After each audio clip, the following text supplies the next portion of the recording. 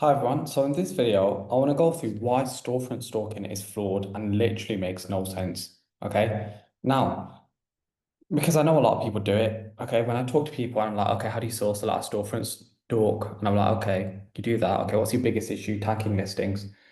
And I think a lot of people fail to realize that if you storefront stalk, tanking listings is going to be the least of your concerns, right? Well, I should say the least of your concerns, but it's going to happen. Now, why is that? Now, let's say I've got a storefront in front of me here. First of all, the first thing you have to understand is just because these sellers are on a storefront, or sorry, these products is sold by someone's storefront, that does not mean that these ASINs are being sold profitably.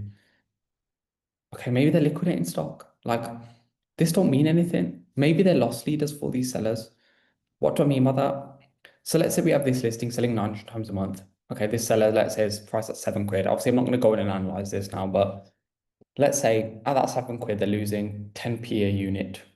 Right, they've got the buy box and they're getting a 900 sales a month. Okay, so they're losing 90 quid on that listing. Okay, so now how do loss leaders work? Okay, so yes, they're losing 90 quid on that listing. However, let's say as a result of these extra 900 sales a month, they're going to get more store reviews, aren't they? So what's that going to do? That's going to increase their buy box percentage. So they're going to get more store reviews. Amazon's going to see more money going in and out of their account, right? So Amazon's going to see more money, more revenue going into their account. Amazon's going to offer them more lending. Okay, so they're going to have further opportunities to grow. What else is going to happen? As a result of these extra 900 sales a month, their account health rating is going to go up. Okay, so now all these things are going to come into play, and then their buy box percentages will increase because they've got more store reviews. Amazon trusts them more. Amazon can see more money coming into their account. They got more transactions. Account health ratings gone up. All of these things is going to result in these guys having high buy box percentage. Let's say across their other 75 listings. So yes, they might have lost 90 quid on this listing, but as a result of them now having more buy box percentage, let's say on this listing that sells 2k a month at 9 quid. Well, obviously, I'm not going to go in again and analyze, but let's just say it did. They're going to make more than 90 quid on that. Okay, so now you can see how these loss leaders operate within Amazon wholesale businesses. Okay, whereby people are sacrificing certain listings for the bigger picture to make money on other listings. So, yeah, let's say now they're making an extra 500 quid as a result of losing 90 quid on this listing. Okay, let's say then are now able to take or utilize Amazon lending and take a 10k loan, for example, as a result, losing 90 quid on this listing. Now that 10k, let's say at 20% ROI, 2 grand, okay, in profit. So that's the first thing, right? I do not care if a seller has or is selling certain products. That does not mean that they are profitable. They might be liquidating stock and maybe loss leaders. Okay, there's many reasons. Another thing which you have to actually understand and get a grasp of is, okay, from here, what we're going to do. Let's say even if I told you this was profitable, what are you going to do?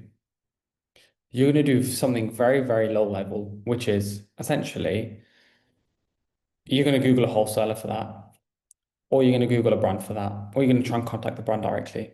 Now, this is where 99% of people go wrong, is because the only accounts that they will ever get open, okay, wait, I'm going to approach this on a wholesale level first. Well, the only wholesalers they'll ever find for this are saturated wholesalers. So even if they find this profitable, they're going to do Mostella Wholesale UK. Even if you find it profitable in one of these wholesalers, it's going to tank within a month. Okay, that's the first issue. So even if you do find something profitable via Googling a wholesaler, it's going to tank. What do we need to do instead? We need to develop strategies and methods to find other wholesalers, distributors of Mostella other people won't find. This will give us longevity when it comes to storefront stalking this, but then again, no one else does that. Now let me go to on a brand level. Okay, so on a brand level, 99% of Amazon sellers out there, all they're going to do is contact my seller. How can I open up a direct account? What do you do sell on Amazon? No. What do you do supply brick and mortar stores? No. Where's your premises? You don't have one. Okay, it's not going to work.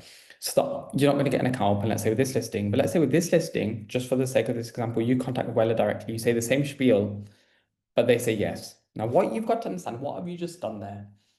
You've got an account open with the most low barrier to entry brand on the planet. So again, let's say you've got a brand direct account open. You're going to send this in. Let's say this is selling at 21 quid. You're going to send it in, but then again, within a month, you're going to get storefront stalked.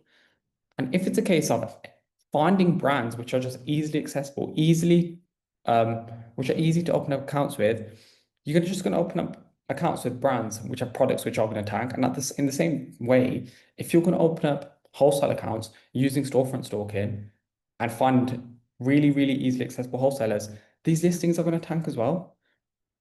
Okay, so you've got to understand.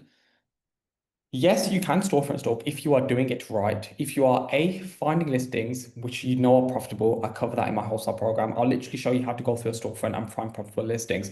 And B, you're able to look at ASINs and find wholesalers other people won't find from these ASINs, find distributors other people won't find from these ASINs, which again, I show you how to do my program. Or B, if it's a brand direct and you're contacting brand direct, is having an understanding of how can we open up brand direct accounts other Amazon sellers simply won't be able to open up, in the way that we approach them, in the way that we offer them value, in the way that we negotiate with them and objection handle.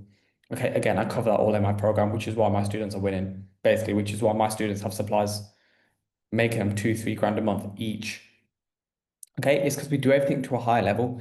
If you approach sourcing like this and storefront stalk like this, you're just going to keep selling ASINs, which are going to get storefront stalked. It's literally hypocritical. Yeah, let's storefront stalk. No, hang on a second. Within a month, it's going to get tanked. If someone who started Amazon yesterday can literally type in Mustela Wholesale UK, okay, great, tank. And if someone can literally open up a brand direct account for the sake of this example with Wella, and it's just a case of, yeah, high current pricing, here, no, that's going to tank. Everyone is doing Amazon to such low level, Amazon wholesale to such low level, which is why they experience saturation and price tanking. However, when wholesale is done correctly, saturation and tanking should be the least of your concerns. Okay, so this is why storefront stalking does not work for 99.99% of people. Okay, now how do we storefront stalk? I will literally show you how to find, let's say, out of these 75 listings, I guarantee not all 75 of these will be profitable. I'll show you how to, well, so I do. I can narrow this down to how many listings are actually profitable. It'll probably be like 5 to 10. Okay, if that. And then I'll show you how to find the brands, or then I'll show you essentially with the ones which are brand direct, which ones of these are easily accessible? Well, essentially, which one of these brands are easy to open up accounts with? We'd ignore these, which is literally the opposite of what everyone else would do. Everyone else would open up accounts with these brands, which are easy to open accounts with. No, we'll literally say, hang on a second, this is too easy. Ignore the ones that are harder to open accounts with, but all that literally say, no, we're not supplying you. These are the brands we want. Because I know no other Amazon seller will be able to sell this brand. Yes, they've rejected us upon first conversation, but there is a way to overturn that. And again, that is what's very important, and it's dealing with situations like that which will give you the longevity in your wholesale business. And at the same time, let's say out of those 5 and 10 listings from this storefront, the ones which are, let's say, we are going to be sourced from wholesalers. Okay, how we're going to determine that? By, again, contacting brands and wholesalers and distributors directly to see where we can get the best pricing. Because sometimes we get best pricing brand direct, sometimes we get best price from wholesalers and distributors. But yeah, for those which we are acquiring via wholesalers and distributors, how are we finding the wholesalers and distributors for these brands? By not doing Google searches, by finding suppliers which aren't easily found on Google, by finding suppliers in very lucrative positions within the supply chain, which have been in the game for years that no one else will be able to find, okay, via Google.